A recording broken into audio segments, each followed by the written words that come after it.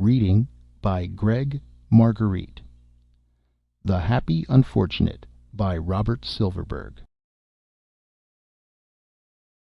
Decker, back from space, found great physical changes in the people of Earth. Changes that would have horrified him 5 years before. But now he wanted to be like the rest, even if he had to lose an eye and both ears to do it. Rolf Decker stared incredulously at the slim, handsome young Earther who was approaching the steps of Rolf's tumble-down Spacertown shack. "He's got no ears," Rolf noted in unbelief. After 5 years in space, Rolf had come home to a strangely altered world, and he found it hard to accept. Another Earther appeared. This one was about the same size and gave the same impression of fragility. This one had ears all right, and a pair of gleaming 2-inch horns on his forehead as well. "I'll be eternally roasted," Rolf thought. "Now I've seen everything." Both Earthers were dressed in neat gold inlaid green tunics, costumes which looked terribly out of place amid the filth of Spacertown, and their hair was dyed a light green to match. He had been scrutinizing them for several moments before they became aware of him. They both spotted him at once, and the one with no ears turned to his companion and whispered something. Rolf leaned forward, strained to hear. "Beautiful, isn't he? That's the biggest one I've seen." "Come over here, won't you?" the horned one called in a soft, gentle voice which contrasted oddly with the raucous bellowing Rolf had been accustomed to hearing in space. "We'd like to talk to you." Just then Kanaday emerged from the door of the shack and limped down to the staircase. "Hey, Rolf," he called. "Leave those things alone." "Let me find out what they want first, huh?" "Can't be any good, whatever it is," Kanaday growled. "Tell them to get out of here before I throw them back to wherever they came from, and make it fast." The two Earthers looked at each other uneasily. Rolf walked toward them. "He doesn't like Earthers, that's all," Rolf explained. "But he won't do anything but yell." Kanaday spat in disgust, turned, and limped back inside the shack. "I didn't know you were wearing horns," Rolf said. The Earther flushed. "New style," he said. "Very expensive." "Oh," Rolf said. "I'm new here. I just got back. 5 years in space. When I left, you people looked all alike. Now you wear horns." "It's the new trend," said the earless one. "We're individs. When you left, the conforms were in power, style-wise. But the new surgeons can do almost anything, you see." The shadow of a frown crossed Rolf's face. "Anything?" "Almost. They can't transform an Earther into a Spacer, and they don't think they ever will." "Or vice versa?" Rolf asked. They sniggered. "What Spacer would want to become an Earther? Who would give up that life out in the stars?" Rolf said nothing. He kicked at the heap of litter in the filthy street. What Spacer indeed, he thought. He suddenly realized that the two little Earthers were staring up at him as if he were some sort of beast. He probably weighed as much as both of them, he knew, and at 6'4" he was better than a foot taller. They looked like children next to him, like toys. The savage blast of acceleration would snap their flimsy bodies like toothpicks. "What places have you been to?" the earless one asked. 2 years on Mars, 1 on Venus, 1 in the Belt, 1 on Neptune," Rolf recited. "I didn't like Neptune. It was best in the Belt, just our one ship prospecting. We made a pile on Ceres, enough to buy out. I shot half of it on Neptune. Still have plenty left, but I don't know what I can do with it." He didn't add that he had come home puzzled, wondering why he was a Spacer instead of an Earther, condemned to live in filthy Spacertown when Yawk was just across the river. They were looking at his shabby clothes, at his dirty brownstone hovel he lived in, an antique of a house 4 or 5 centuries old. You mean you're rich?" the Earther said. "Sure," Rolf said. "Every Spacer is. So what? What can I spend it on? My money's banked on Mars and Venus. Thanks to the law, I can't legally get it to Earth. So I live in Spacertown." "Have you ever seen an Earther city?" the earless one asked, looking around at the quiet streets of Spacertown, with big, powerful men sitting idly in front of every house. "I used to live in Yawk," Rolf said. "My grandmother was an Earther. She brought me up there. I haven't been back there since I left for space. They forced me out of Yawk," he thought. "I'm not part of their species. Not one of them." The two Earthers exchanged glances. "Can we interest you in a suggestion?" They drew in their breath as if they expected to be knocked sprawling. Kanaday appeared at the door of the shack again. "Rolf! Hey!" You turning into an Earther? Get rid of them two cuties before there's trouble." Rolf turned and saw a little knot of Spacers standing on the other side of the street, watching him with curiosity. He glared at them. "I'll do whatever I damn well please," he shouted across. He turned back to the two Earthers. "Now, what is it you want?" "I'm giving a party next week," the earless one said. "I'd like you to come. We'd like to get the Spacer slant on life." "Party?" Rolf repeated. "You mean dancing and games and stuff like that?" "You'll enjoy it," the Earther said coaxingly. "And we'd all love to have a real Spacer there." "When is it?" "A week." "I have 10 days left of my leave." "All right," he said. "I'll come." He accepted the Earther's card, looked at it mechanically, saw the name Cal Quinton, and pocketed it. "Sure," he said. "I'll be there." The Earthers moved toward their little jet car, smiling gratefully. As Rolf crossed the street, the other Spacers greeted him with cold, puzzled stares. Kanaday was almost as tall as Rolf, and even uglier. Rolf's eyebrows were bold and heavy, Kanaday's thick, contorted, bushy clumps of hair. Kanaday's nose had been broken long before in some barroom brawl. His cheekbones bulged, his face was strong and hard. More important, his left foot was twisted and gnarled beyond hope of redemption by the most skillful surgeon. He had been crippled in a jet explosion 3 years before, and was of no use to the space lines anymore. They had pensioned him off. Part of the deal was the dilapidated old house in Spacertown, which he operated as a boarding house for transient Spacers. "What do you want to do that for?" Kanaday asked. "Haven't those Earthers pushed you around enough? So you have to go and dance at one of their wild parties?" "Leave me alone," Rolf muttered. "You like this filth you live in? Spacertown is just a ghetto, that's all. The Earthers have pushed you right into the muck. You're not even a human being to them, just some sort of trained ape. And now you're going to go and entertain them? I thought you had brains, Rolf." "Shut up." He dashed his glass against the table. It bounced off and dropped to the floor, where it shattered. Kanaday's girl, Laney, entered the room at the sound of the crash. She was tall and powerful looking, with straight black hair and the strong cheekbones that characterized the Spacers. Immediately she stooped and began shoveling up the broken glass. "That wasn't smart, Rolf," she said. "That'll cost you half a credit. Wasn't worth it, was it?" Rolf laid the coin on the edge of the table. "Tell your pal to shut up, then. If he doesn't stop icing me, I'll fix his other foot for him, and you can buy him a dolly." She looked from one to the other. "What's bothering you two now?" "A couple of Earthers were here this morning," Kanaday said, "slumming. They took a fancy to our young friend here and invited him to one of their parties. He accepted." "He what? Don't go, Rolf. You're crazy to go." "Why am I crazy?" He tried to control his voice. "Why should we keep ourselves apart from the Earthers? Why shouldn't the two races get together?" She put down her tray and sat next to him. "There are more than two races," she said patiently. "Earther and Spacer are two different species, Rolf. Carefully, genetically separated. They're small and weak. We're big and powerful. You've been bred for going to space. They're the cast-offs, the ones who were too weak to go. The line between the two groups is too strong to break."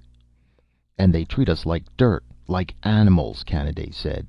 "But they're the dirt. They were the ones who couldn't make it." "Don't go to the party," Laney said. "They just want to make fun of you. Look at the big ape, they'll say." Rolf stood up. "You don't understand. Neither of you does. I'm part Earther," Rolf said.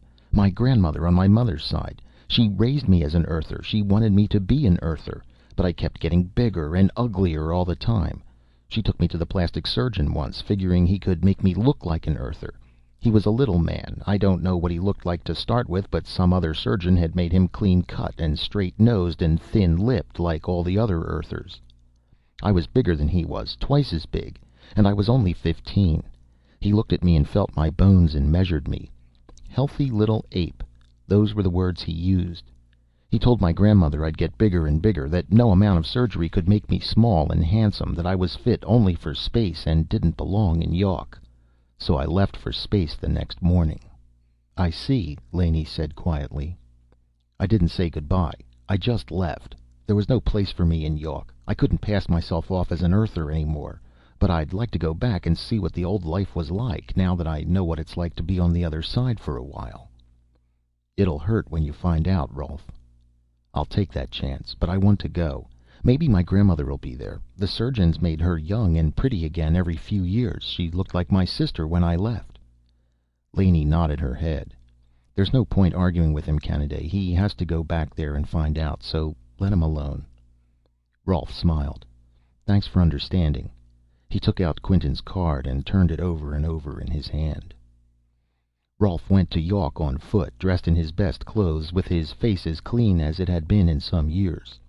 Spacertown was just across the river from Yawk, and the bridges spanning the river were bright and gleaming in the mid-afternoon sun. The bombs had landed on Yawk during the long-forgotten war, but somehow they had spared the sprawling borough across the river, and so Yawk had been completely rebuilt, once the radioactivity had been purged from the land, while what was now Spacertown consisted mostly of buildings that dated back to the 20th century. Yawk had been the world's greatest seaport. Now it was the world's greatest spaceport. The sky was thick with incoming and outgoing liners. The passengers on the ship usually stayed at Yawk, which had become an even greater metropolis than it had been before the bomb. The crew crossed the river to Spacertown, where they could find their own kind. Yawk and Spacertown were like two separate planets. There were 3 bridges spanning the river, but most of the time they went unused, except by spacemen going back home or by spacemen going to the spaceport for embarkation. There was no regular transportation between the two cities. To get from Spacertown to Yawk, you could borrow a jet car, or you could walk. Rolf walked. He enjoyed the trip. "I'm going back home," he thought, as he paced along the gleaming arc of the bridge, dressed in his Sunday best. He remembered the days of his childhood, his parentless childhood. His earliest memory was of a fight at the age of 6 or so. He had stood off what seemed like half the neighborhood, ending the battle by picking up an older bully, much feared by everyone, and heaving him over a fence. When he told his grandmother about the way he had won the fight, she cried for an hour, and never told him why. But they had never picked on him again, though he knew the other boys had jeered at him behind his back as he grew bigger and bigger over the years. Ape, they called him. Ape. But never to his face. He approached the Yawk end of the bridge. A guard was waiting there, an Earther guard, small and frail, but with a sturdy-looking blaster at his hip. "Going back, Spacer?" Rolf started. How did the guard know? And then he realized that all the guard meant was, "Are you going back to your ship?" No, I'm going to a party at Cal Quentin's house." "Tell me another, Spacer." The guard's voice was light and derisive. A swift poke in the ribs would break him in half, Rolf thought. "I'm serious. Quentin invited me. Here's his card." "If this is a joke, it'll mean trouble. But go ahead, I'll take your word for it." Rolf marched on past the guard almost nonchalantly. He looked at the address on the card. 12406 Kenman Road. He rooted around in his fading memory of Yawk, but he found the details had blurred under the impact of 5 years of Mars and Venus and the Belt and Neptune. He did not know where Kenman Road was. The glowing street signs were not much help either. One said 278th Street, and the other said 72nd Avenue. Kenman Road might be anywhere. He walked on a block or two. The streets were antiseptically clean, and he had the feeling that his boots, which had lately trod in Spacertown, were leaving dirt marks along the street. He did not look back to see. He looked at his wristchron. It was getting late, and Kenman Road might be anywhere. He turned into a busy thoroughfare, conscious that he was attracting attention. The streets here were crowded with little people who barely reached his chest. They were all about the same height, and most of them looked alike. A few had had radical surgical alterations, and every one of these was different. One had a unicorn-like horn, another an extra eye which cunningly resembled his real ones. The Earthers were looking at him furtively, as they would at a tiger or an elephant strolling down a main street. "Where are you going, Spacer?" said a voice from the middle of the street. Rolf's first impulse was to snarl out a curse and keep moving, but he realized that the question was a good one, and one whose answer he was trying to find out for himself. He turned. Another policeman stood on the edge of the walkway. "Are you lost?" The policeman was short and delicate looking. Rolf produced his card. The policeman studied it. "What business do you have with Quentin?" "Just tell me how to get there," Rolf said. "I'm in a hurry." The policeman backed up a step. "All right, take it easy." He pointed to a kiosk. "Take the sub car here. There's a stop at Kenman Road. You can find your way from there." "I'd rather walk it," Rolf said. He did not want to have to stand the strain of riding in a subcar with a bunch of curious, staring Earthers.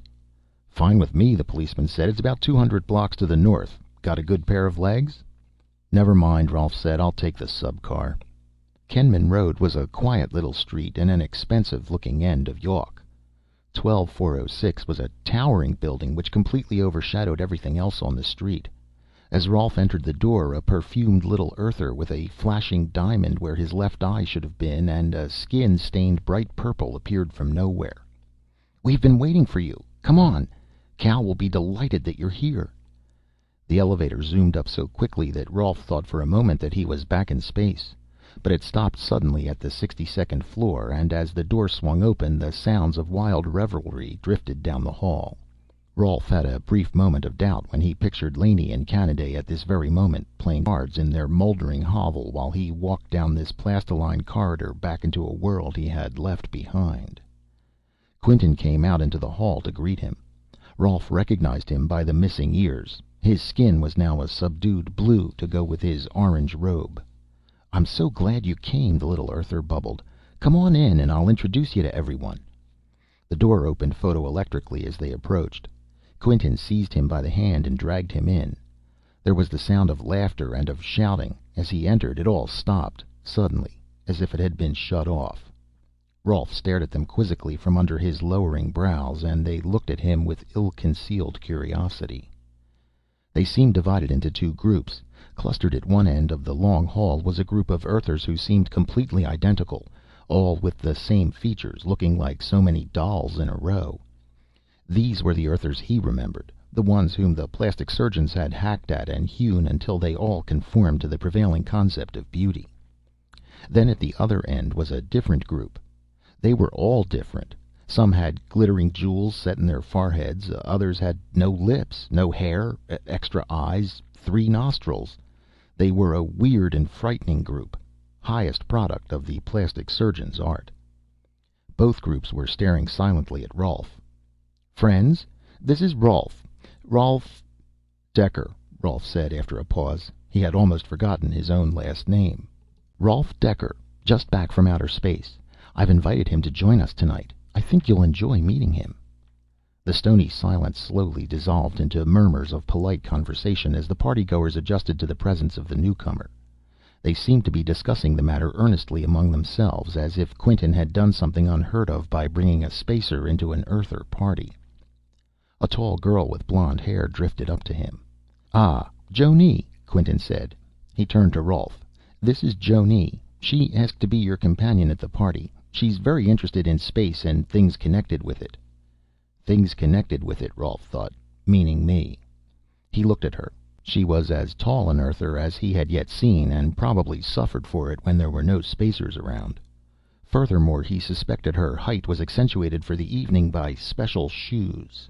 She was not of the Individ persuasion, because her face was well shaped, with smooth, even features, with no individualist distortion. Her skin was unstained. She wore a clinging off-the-breast tunic. Quite a dish, Rolf decided. He began to see that he might enjoy this party. The other guests began to approach timidly, now that the initial shock of his presence had worn off. They asked silly little questions about space, questions which showed that they had only a superficial interest in him and were treating him as a sort of talking dog. He answered as many as he could, looking down at their little painted faces with concealed contempt. They think as little of me as I do of them, the thought hit him suddenly, and his broad face creased in a smile at the irony. Then the music started. The knot of Earthers slowly broke up and drifted away to dance. He looked at Jonee, who had stood patiently at his side through all this. "I don't dance," he said. "I never learned how." He watched the other couples moving gracefully around the floor, looking for all the world like an assemblage of puppets. He stared in the dim light, watching the couples clinging to each other as they rocked through the motions of the dance. He stood against the wall, wearing his ugliness like a shield. He saw the great gulf which separated him from the Earthers spreading before him, as he watched the dancers and the gay chatter and the empty badinage and the furtive hand-holding and everything else from which he was cut off. The bizarre Individs were dancing together. He noticed one man putting an extra arm to full advantage. and the almost identical conforms had formed their own group again. Rolf wondered how they told each other apart when they all looked alike. "Come on," Jonee said. "I'll show you how to dance."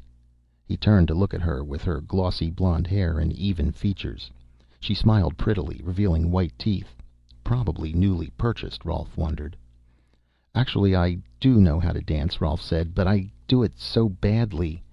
"That doesn't matter," she said gaily. "Come on." She took his arm. Maybe she doesn't think I look like an ape, he thought. She doesn't treat me the way the others do, but why am I so ugly and why is she so pretty? He looked at her and she looked at him, and he felt her glance on his stubbly face with its ferocious teeth and burning yellowish eyes. He didn't want her to see him at all. He wished he had no face. He folded her in his arms, feeling her warmth radiate through him. She was very tall, he realized, almost as tall as a Spacer woman, but with none of the harsh ruggedness of the women of Spacertown. They danced, she well, he clumsily. When the music stopped, she guided him to the entrance of a veranda. They walked outside into the cool night air. The lights of the city obscured most of the stars, but a few still showed, and the moon hung high above Yawk. He could dimly make out the lights of Spacertown across the river, and he thought again of Laney and Kanaday, and wished Kanaday could see him now with this beautiful Earther next to him. "You must get lonely in space," she said after a while. "I do," he said, trying to keep his voice gentle, "but it's where I belong. I'm bred for it." She nodded. "Yes. And any of those so-called men inside would give 10 years of his life to be able to go to space. But yet you say it's lonely." "Those long rides through the night," he said, "they get you down. You want to be back among people, so you come back. You come back, and what do you come back to?" "I know," she said softly. "I've seen Spacertown." "Why must it be that way?" he demanded. "Why are Spacers so lucky and so wretched all at once?" "Let's not talk about it now," she said. I'd like to kiss her, he thought, but my face is rough, and I'm rough and ugly, and she'd push me away. I remember the pretty little Earther girls who ran laughing away from me when I was 13 and 14, before I went into space. "You don't have to be lonely," she said. One of her perfect eyebrows lifted just a little. "Maybe someday you'll find someone who cares, Rolf. Someday, maybe." "Yeah," he said. "Someday, maybe." But he knew it was all wrong. Could he bring this girl to Spacertown with him? No. She must be merely playing a game, looking for an evening's diversion, something new. Make love to a Spacer. They fell silent, and he watched her again, and she watched him.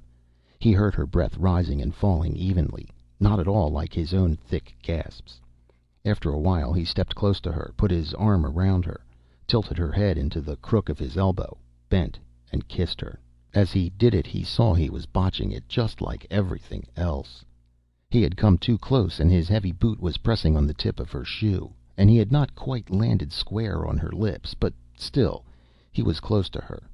He was reluctant to break it up, but he felt she was only half responding, not giving anything of herself, while he had given all. He drew back a step.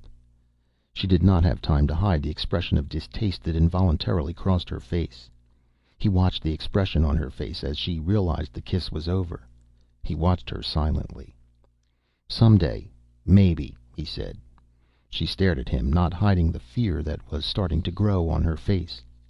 He felt a cold chill deep in his stomach, and it grew until it passed through his throat and into his head. "Yeah," he said. "Someday, maybe. But not you.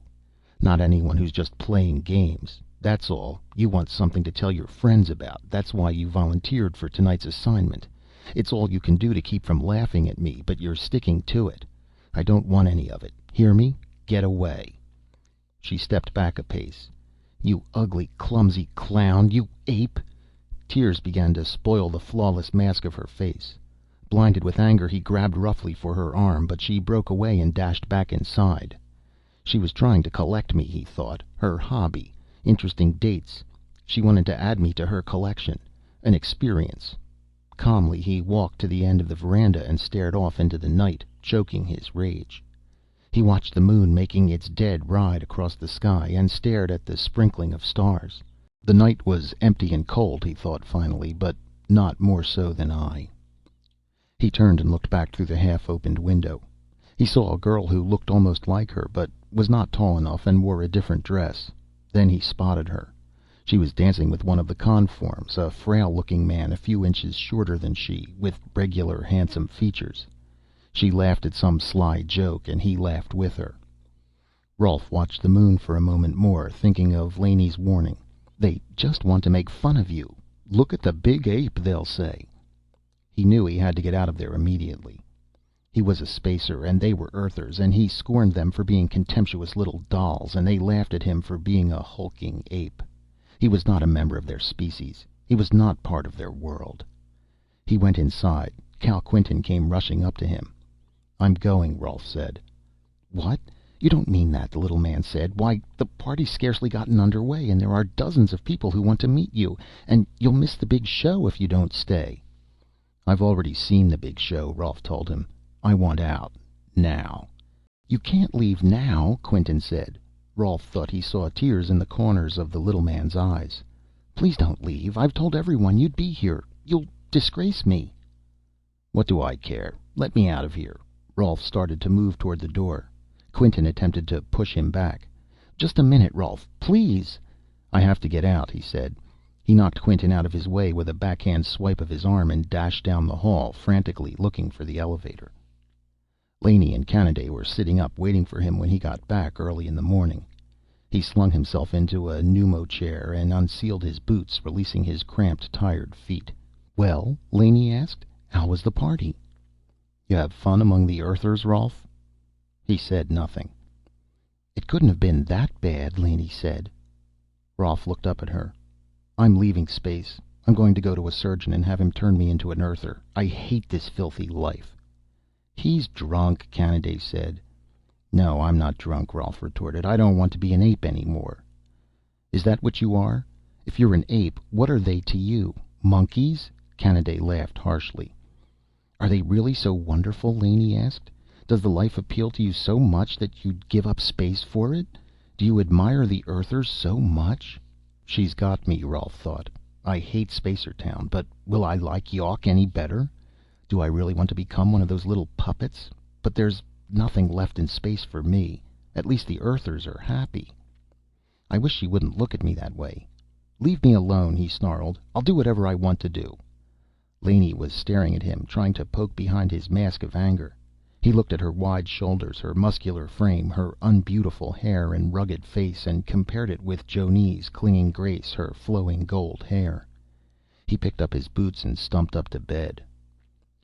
The surgeon's name was Goldring, and he was a wiry, intense man who had prevailed on one of his colleagues to give him a tiny slit of a mouth.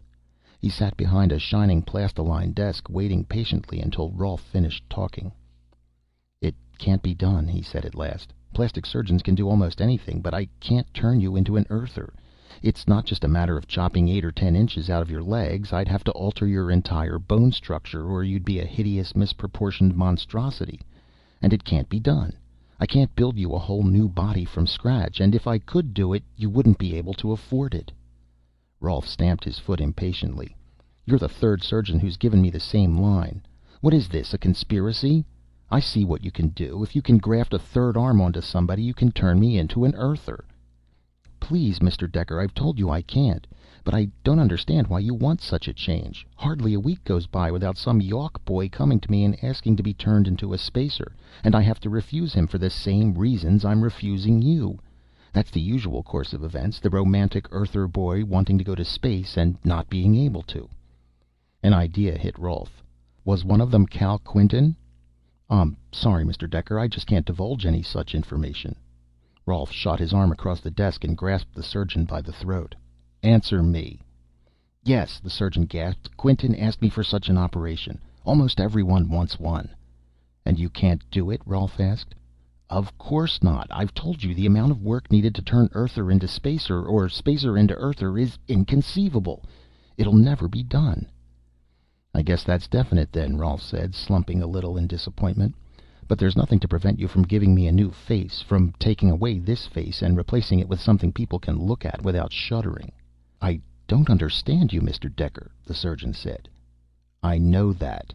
Can't you see it? I'm ugly. Why should I look this way?" Please calm down, Mr. Decker. You don't seem to realize that you're a perfectly normal-looking spacer. You were bred to look this way. It's your genetic heritage. Space is not a thing for everyone. Only men with extraordinary bone structure can withstand acceleration. The first men were carefully selected and bred. You see the result of 5 centuries of this sort of breeding. The sturdy, heavy-boned spacers, you, Mr. Decker, and your friends, are the only ones who are fit to travel in space. The others, the weaklings like myself, the little people, resort to plastic surgery to compensate for their deficiency. For a while the trend was to have everyone conform to a certain standard of beauty. If we couldn't be strong, we could at least be handsome. Lately a new theory of individualism has sprung up, and now we strive for original forms in our bodies. This is all because size and strength has been bred out of us and given to you." "I know all this," Rolf said. Why can't I peel away your natural face and make you look like an Earther? There's no reason why. It would be a simple operation. But who would you fool? Why can't you be grateful for what you are? You can go to Mars, while we can merely look at it. If I gave you a new face, it would cut you off from both sides. The Earthers would still know you were a spacer, and I'm sure other spacers would immediately cease to associate with you." "Who are you to say?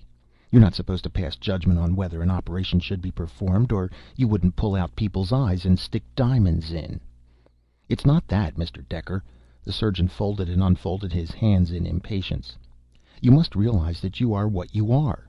Your appearance is a social norm, and for acceptance in your social environment you must continue to appear, well, perhaps, shall I say, ape-like." It was as bad a word as the surgeon could have chosen. "Ape? Ape, am I? I'll show you who's an ape!" Rolf yelled, all the accumulated frustration of the last 2 days suddenly bursting loose. He leaped up and overturned the desk. Dr. Goldring hastily jumped backwards as the heavy desk crashed to the floor. A startled nurse dashed into the office, saw the situation, and immediately ran out. "Give me your instruments. I'll operate on myself." He knocked Goldring against the wall, pulled down a costly solidograph from the wall and kicked it at him, and crashed through into the operating room, where he began overturning tables and heaving chairs through glass shelves. "I'll show you," he said. He cracked an instrument case and took out a delicate knife with a near microscopic edge. He bent it in half and threw the crumpled wreckage away. Wildly he destroyed everything he could, raging from one end of the room to the other, ripping down furnishings, smashing, destroying, while Dr. Goldring stood at the door and yelled for help. It was not long in coming. An army of Earther policemen erupted into the room and confronted him as he stood panting amid the wreckage. They were all short men, but there must have been 20 of them. "Don't shoot him," someone called, and then they advanced in a body. He picked up the operating table and hurled it at them. 3 policemen crumpled under it, but the rest kept coming. He battled them away like insects, but they surrounded him and piled on. For a few moments he struggled under the load of 15 small men, punching and kicking and yelling. He burst loose for an instant, but 2 of them were clinging to his legs, and he hit the floor with a crash. They were on him immediately, and he stopped struggling after a while. The next thing he knew, he was lying sprawled on the floor of his room in Spacertown, breathing dust out of the tattered carpet.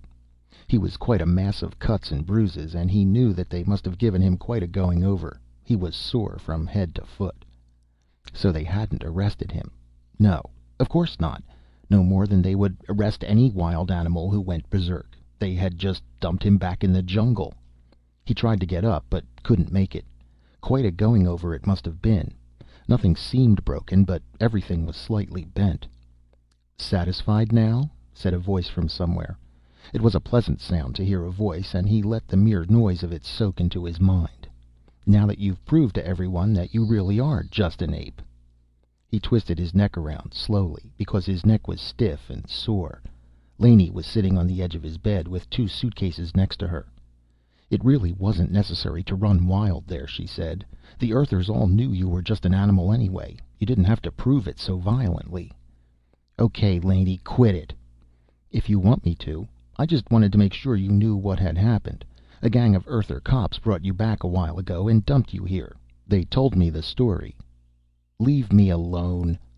"You've been telling everyone that all along, Rolf. Look where it got you. A royal beating at the hands of a bunch of Earthers. Now that they've thrown you out for the last time, has it filtered into your mind that this is where you belong?" "In Spacertown?" "Only between trips. You belong in space, Rolf. No surgeon can make you an Earther. The Earthers are dead, but they just don't know it yet. All their parties, their fancy clothes, their extra arms and missing ears, that means they're decadent. They're finished. You're the one who's alive. The whole universe is waiting for you to go out and step on its neck. And instead you want to turn yourself into a green-skinned little monkey. Why?" He pulled himself to a sitting position. I don't know," he said. "I've been all mixed up. I think—" He felt his powerful arm. "I'm a spacer." Suddenly he glanced at her. "What are the suitcases for?" he said. "I'm moving in," Laney said. "I need a place to sleep." "What's the matter with Kanaday? Did he get tired of listening to you preaching? He's my friend, Laney. I'm not going to do him dirt." "He's dead, Rolf. When the Earther cops came here to bring you back and he saw what they did to you, his hatred overflowed. He always hated Earthers, and he hated them even more for the way you were being tricked into thinking that they were worth anything. He got hold of one of those cops and just about twisted him into pieces. They blasted him." Rolf was silent. He let his head sink down on his knees. "So I moved down here. It's lonely upstairs now. Come on, I'll help you get up." She walked toward him, hooked her hand under his arm, and half dragged, half pushed him to his feet. Her touch was firm, and there was no denying the strength behind her. I have to get fixed up," he said abruptly. "My leave's up in 2 days. I have to get out of here. We're shipping for Pluto." He rocked unsteadily on his feet. "It'll really get lonely here then," he said. "Are you really going to go? Or are you going to find some jack surgeon who will make your face pretty for a few dirty credits?" "Stop it. I mean it. I'm going. I'll be gone a year on this sign-up. By then I'll have enough cash piled up on various planets to be a rich man. I'll get it all together and get a mansion on Venus and have greenie slaves." It was getting toward noon. The sun, high in the sky, burst through the shutters and lit up the dingy room. "I'll stay here," Laney said. "You're going to Pluto?" He nodded. "Kanaday was supposed to be going to Pluto. He was heading there when that explosion finished his foot. He never got there after that." "Poor old Kanaday," Rolf said. "I'll miss him too. I guess I'll have to run the boarding house now, for a while. Will you come back here when your year's up?" "I suppose so," Rolf said without looking up. "This town is no worse than any of the other spacer towns. No better, but no worse." He slowly lifted his head and looked at her as she stood there facing him. "I hope you come back," she said. The sun was coming in from behind her now and lighting her up. She was rugged, all right, and strong, a good hard worker, and she was well built. Suddenly his aches became less painful, and he looked at her and realized that she was infinitely more beautiful than the slick, glossy-looking girl he had kissed on the veranda, who had bought her teeth at a store and had gotten her figure from a surgeon. Laney, at least, was real. "You know," he said at last, "I think I have an idea. You wait here and I'll come to get you when my year's up. I'll have enough to pay passage to Venus for two. We can get a slightly smaller mansion than I planned on getting, but we can get it. Some parts of Venus are beautiful, and the closest those monkeys from Yawk can get to it is to look at it in the night sky. You think it's a good idea?" "I think it's a great idea," she said, moving toward him. Her head was nearly as high as his own. "I'll go back to space. I have to keep my rating. But you'll wait for me, won't you?" "I'll wait." And as he drew her close, he knew she meant it. End of The Happy Unfortunate by Robert Silverberg.